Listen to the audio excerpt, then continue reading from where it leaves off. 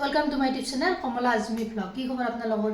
নিশ্চয় ভাল, আমিও ভালে আছোঁ। আপোনালোকৰ আশীৰ্বাদত আজি এটা মাংস ৰেচিপি লৈছোঁ আপোনালোকৰ মাজলৈ। চাওক আজি কেনেকৈ বনাম, কি পদ্ধতিত বনাম আৰু ইয়াত কি কি ইনগ্ৰিডিয়েণ্টছ দিম। আজি আপোনালোকৰ মাজলৈ লৈছোঁ মাংসৰ ৰেচিপি। ইয়াৰ কাৰণে মাংস লৈছোঁ এয়া 500 গ্ৰাম। এনেদৰে কাটি ধুই পৰিষ্কাৰ কৰি লৈছোঁ। মাংস বনাম আজি কেৰাহীতে। এয়া চাওক গাজৰ এনেদৰে ৰুকি লৈছোঁ। এইফালে লৈছোঁ আদা নহৰু পেষ্ট 2 চামুচ। তাৰপিছত পিঁয়াজ লৈছোঁ, পিঁয়াজৰ পাতেৰে সৈতে। চাই থাকক ভিডিঅ'টো সম্পূৰ্ণভাৱে আৰু স্কিপ নকৰাকৈ। যদি কেৰাহী গৰম হ'বলৈ দিছোঁ, তেলখিনিও মোৰ গৰম হৈছে। ইয়াতে তেজপাত দুখিলা দি দিছোঁ। ইয়াতে একেলগে লং ইলাচি আৰু ডালচিনিকেইটাও দি ইয়াতে তেজপাত দিলোঁ আৰু দিছোঁ লং ইলাচি ডালচিনি কেইটা। তাৰপিছত দি দিছোঁ কাটি থোৱা পেষ্টখিনি।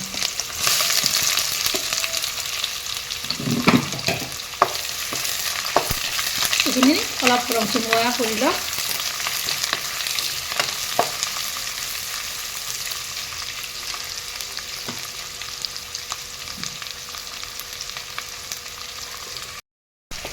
ইয়াত দেখিছেনে পেষ্টখিনি ধুনীয়াকৈ নৰম হৈছে। ইয়াতে এতিয়া মাংসখিনি দি ল'ম।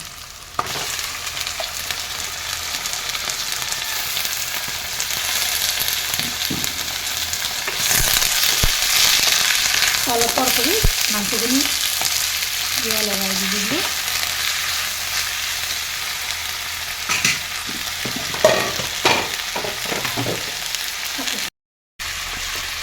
ইয়াতে এতিয়া জলকীয়াৰ গুড়ি দিছোঁ, এইফালে দিছোঁ হালধিৰ গুড়ি, এইফালে দিছোঁ ধনিয়াৰ গুড়ি, এইফালে দিছোঁ জিৰাৰ গুড়ি আৰু এইফালে দিছোঁ তেল নিমখ।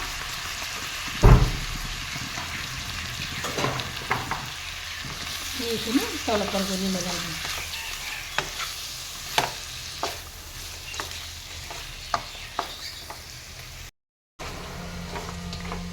এনেদৰে তলপৰ কৰি এয়া লগাই দিছোঁ। তাৰপিছত ইয়াত দি দিম আদা নহৰু পেষ্টটো। এইখিনিও লগাই দিম ইয়াতে একেলগে।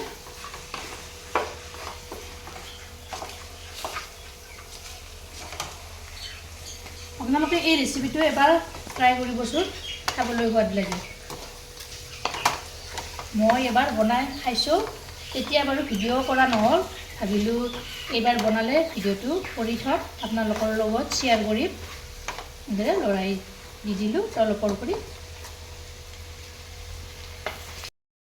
ইয়াত 1 মিনিটমান সময়ৰ পিছত মই এনেদৰে লৰাই দি দিছোঁ। দি ইয়াতে ৰুকি থোৱা গাজৰখিনি দি দিলোঁ।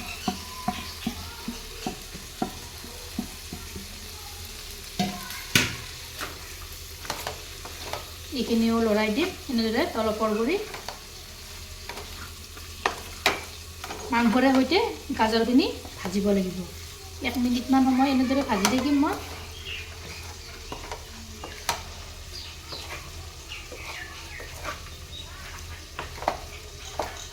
এয়া মই 2 মিনিটমান সময় এনেদৰে ভাজিছোঁ মাংসৰে সৈতে গাজৰখিনি। ইয়াতে এতিয়া মই অলপ পানী ব্যৱহাৰ কৰিম। এই বাতিটোৰে দি দিছোঁ এই বাতি পানী। এইখিনি এতিয়া উতলিব দিম।